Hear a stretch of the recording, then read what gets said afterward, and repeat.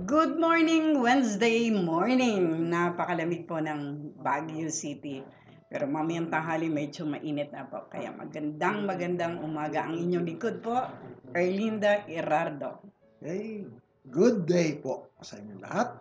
Ako po si Pastor Jonathan Tonyo Erardo dito po sa lugar ng Baguio City. Okay, napakaganda po ng ating sandali ang pagde-discuss po ng isang topic na ito. Pero bago niyan, napaganda sa submissiveness. Okay, manalangin muna tayo. Ngayon po ay sumandaling manalangin. Dakila at aming Diyos at aming Ama na makapangyarihan, salamat po muli sa araw na ito na nakabangon po kami na may kalakasan at naisip po namin kayo una sa lahat na pasalamatan. Salamat po sa araw na ito. Pagpalaan niyo po kami sa aming pag-usapan na alam po namin ito ay malaking tulong sa bawat isa na magsusubaybay. Salamat po sa araw na ito. Pangalan po ng Panginoong Kristo. Amen. Amen. Amen. Kaya napakaganda po ng ating mga topiko. Topic po na ito ng ating mga values na ay hinuhubog po bilang number 2 Baguio character city in the Philippines. The first po ang Tagaytay and Baguio City is the second. Now, ang isang topic po na gusto nating maibahagi sa inyo ay submissiveness. Ano ba ito? Is the trait of being willing to yield to the will of another person or a superior force. In Tagalog, mababang loob. Napakaganda po. A submissive personality is someone who willingly submits to the authority of someone else. They have the service-oriented mindset and find peace in taking instruction from those he or she looks up. This can be at home, at workplace, with friends, or in the community relationship. Okay? What does it mean for a woman to be submissive? It's an adjective po. If you are submissive, you obey someone without arguing. Yes. What is submissive behavior in psychology? Submissive or a passive one, behavior means shying, lumalayo, away from saying what you really meant and not seeking to achieve your needs. Particularly when someone else has a conflicting needs. Okay. Those with submissive personality type love, data, facts, and figures. Submissive stick to their deadlines. Okay? But they do not make decisions quickly. They care about thoroughly vetting and understanding the option available to them and won't jump the gun on a decision. They are more logical, conscious than any other personality type. But once they make a decision, they won't reverse it. Okay? Submissive personality traits. Submissiveness are concerned with the facts rather than emotion and would spend time getting to know you on a personal level. In conversation, submissiveness are serious, direct, and formal, often like to be dealt with an arm of length. To be submissive is to obey or yield to someone else. When you are submissive, you will submit to someone else's will, which literally, you put your own desire lower than theirs. When we're feeling submissive, we basically go along with what other people want. We let them take charge or make all of the decision without really speaking up about your own needs. Even if it makes us uncomfortable or unhappy, we might feel submissive in our personal relationship for a lot of reasons. Okay, think submission. Submissive is not. Hindi ito submissive. Number one, submission is not arguing or agreeing on everything. Good leadership often says, you were right, I was wrong.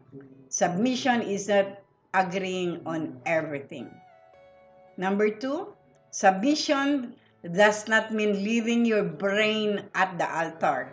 Meaning, Mr. John Piper said, any man who says, I do the thinking in this family is sick and has a sick view of his authority. He continued and said, I deal with a couple one time. He dealt with a couple one time. The wife said he demanded that she get permission to go to the bathroom. Every time she going to the bathroom, he has to ask permission from the husband. That really happened. I just looked at him and said, he's looking at the man, you are not well.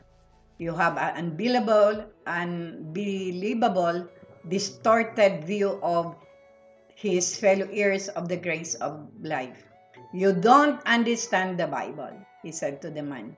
You are taking the word like authority or leadership or submission, and then just stepping away from the Bible and filling those words up with stuff you want to do. You are not getting this from the Bible. Attributes, there are attributes of aggressive. There are three personality: the aggressive, the submissive, and the assertive. Submissive here is in respect for others, it's high. Respect for self, very low. Key action, he submit to others, me last.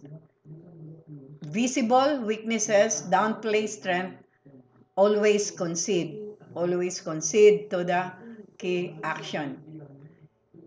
Submissive person won't get harmed. Low personal risk will be is always liked by other people. What is likely cost? Do not get what I want. Low social status.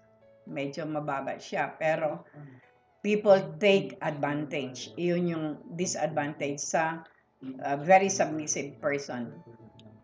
When we're feeling submissive, we basically go along with what other people want. We let them take charge or make all of the decisions needed, even if not make us uncomfortable or unhappy. We might feel submissive in our personal relationship for lots of reasons.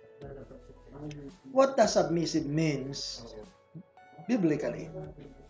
It means humbly sharing your opinion with Him. It means not validating Him,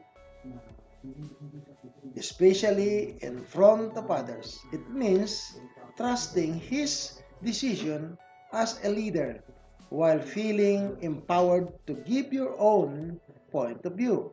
Sabi po sa Hebrews chapter 13, verse 17, obey your spiritual leaders and do what they say.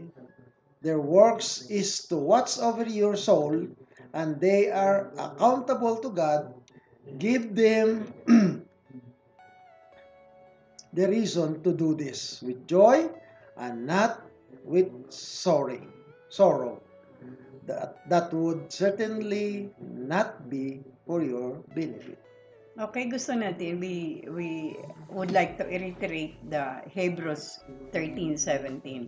Obey your spiritual leaders and do what they say. Their work is to watch over your souls, and they are accountable to God. Give them reason to do with joy and not with sorrow. That would certainly not be for your benefit. Okay? That would certainly not be for your benefits. It's always for your benefits, no? When the leader. Okay? Napakaganda po ng submissiveness. Willing to submit to the authority. Pero ang sabi nga natin, pag hindi tama yung sinasabi ng authority, pero sa mga sundalo, anong ginagawa nila? Obey first before you complain. Okay. Pero if that officer knows What is right? what is right, what is submissiveness, kung marunong siya mag-submit sa kanyang nakakataas sa kanya, that will be do. So, napakaganda po ng ating be submissive. Okay? Ito po God yung bless isa you sa all. topic ng Baguio Character Counsel. Council na itinuturo po. Kaya salamat po muli sa ito. Tayo po yung sumandaling manalangin. Dakila at aming Diyos, isa pong napagandang halimbawa ang submissiveness sa authority. Because authority po ay nilagay ng Diyos ng taong yan sa inyong position para ipatupad po, Panginoon, yung inyong naisin. Kaya salamat po sa topic namin ng submissiveness. Pagpalaan niyo po ito para doon po sa nakikinig at makikinig pa. Salamat po muli sa araw na ito. Ito po yung aming dalangin sa tanging makapangyarihang pangalan ng Panginoon Kristo. Amen. Good day po. Good day. Have a wonderful Wednesday morning. God bless you all. Good panambing a day. God bless you.